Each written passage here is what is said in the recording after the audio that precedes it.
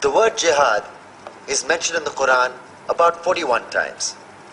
The words mercy, peace, and compassion are mentioned about 355 times. Yes, come in. Come on in, Riaz. Sit down, please.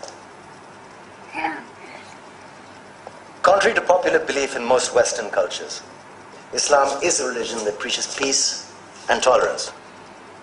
Yes, Patricia. If Islam truly is a religion that preaches peace, then how come the world's most troubled spots, the West Bank, Afghanistan, Pakistan, Iraq, they're all plagued with Islamic terrorism? Well, that depends on your definition of terrorism. Some might argue that the US invasions of countries like Iraq and Afghanistan are also acts of terrorism. No, those were acts of war to get rid of despotic regimes. Or a means of getting at a country's oil. Conspiracy theories. Well, Yeah? Yes, please. Go ahead, Riaz. Mr. Khan is right. I mean, if we're talking about terrorists, the world's biggest terrorists are the white superpowers. Come on now. No, really, stop and think about it. Explain 9/11. Okay. Do you know how many people died in the Twin Towers strike? Around 3,000. And do you have any idea how many people died in the bombing of Afghanistan? Take a wild guess. More than 15,000 people died. And that's just conservative figures. About 50,000 tons of explosives were dropped on innocent civilians. Men, women, children. Yeah, but that was because of the Taliban.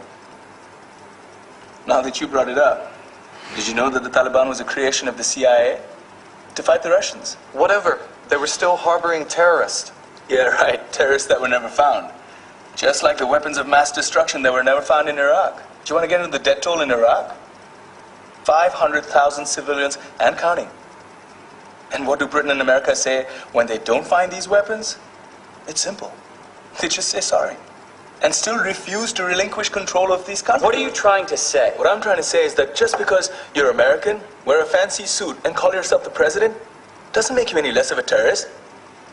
I'm saying that if you don't stop meddling in other people's countries, you will face a backlash. If Muslims like you feel that way, then why don't you get out of our country? We will. As soon as you promise to leave ours.